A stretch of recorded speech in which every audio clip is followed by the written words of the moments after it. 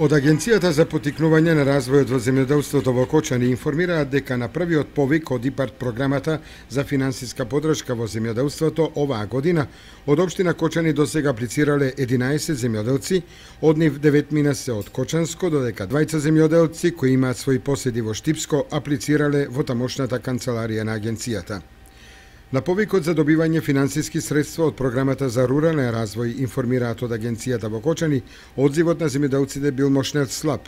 Имено за мерката во споставување систем капка по капка во насади со пченка и луцерка не се јавил ниту еден земјоделец со апликација за добивање финансиска поддршка.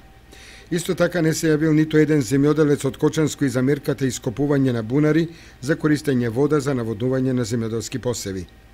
Од Агенцијата за поттикнување на развојот на земјоделството, канцеларија во Кочани, информираат дека со новата програма за рурален развој во земјоделството е планирано апликациите да бидат по електронски пат. Подетални информации земјоделците можат да добијат во Агенцијата и подрачните единици на Министерството за земјоделство, шумарство